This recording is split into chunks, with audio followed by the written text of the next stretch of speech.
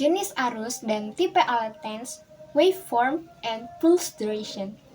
Kalau sebelumnya kita sudah membahas frekuensi, intensitas, dan durasi penggunaan TENS, sekarang kita masuk ke parameter yang sering terlupakan, yaitu jenis arus atau tipe alat TENS. Padahal memahami bentuk gelombang dan lebar pulsa sangat penting agar terapi menjadi lebih aman dan efektif.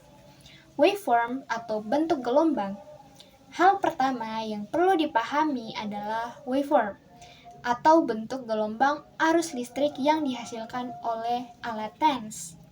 Sebagian besar alat TENS modern menggunakan gelombang bipastik, baik bipastik simetrikal maupun bipastik asimetrikal, karena lebih aman dan lebih nyaman digunakan oleh pasien. Mengapa? Karena gelombang bipastik dapat mengurangi penumpukan muatan listrik di bawah elektroda, sehingga resiko iritasi kulit dan reaksi kimia pada kulit menjadi lebih kecil. Ada satu kesalahpahaman yang cukup sering terjadi.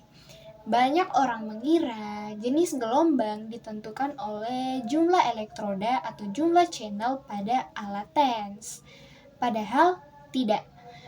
Monopasik atau bipasik sepenuhnya ditentukan oleh desain internal alat TENS, bukan oleh banyaknya elektroda maupun jumlah channel yang digunakan. Jenis-jenis waveform. Ada 3 bentuk gelombang yang perlu kamu ketahui. Yang pertama adalah bipasik simetrikal. Pada waveform ini, fase positif dan fase negatif memiliki bentuk yang simetris sehingga tidak menghasilkan muatan listrik bersih. Karena itu, tipe ini menjadi pilihan standar bagi sebagian besar unit TENS modern karena aman dan nyaman digunakan. Yang kedua adalah bipasik asimetrikal. Pada tipe ini, fase positif yang negatif tidak simetris. Beberapa produsen menggunakan bentuk gelombang ini untuk menghasilkan efek stimulasi tertentu sesuai desain perangkat mereka. Sedangkan yang ketiga adalah monopasik. Pada waveform ini, arus hanya mengalir ke satu arah sehingga lebih mudah terjadi akumulasi muatan listrik di bawah elektroda. Oleh karena itu, waveform monopasik jarang digunakan pada TENS modern karena memiliki resiko iritasi kulit yang lebih tinggi. Pulse duration atau lebar pulsa.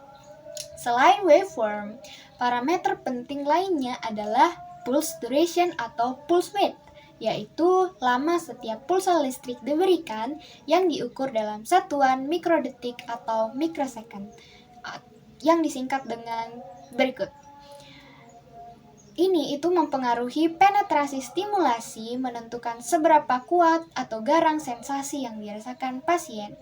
Semakin panjang pulse duration, maka sensasi stimulasi biasanya akan terasa lebih kuat dan penetrasi rangsangan ke jaringan menjadi lebih dalam.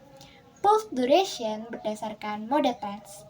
Setiap mode TENS memiliki pulse duration yang berbeda-beda.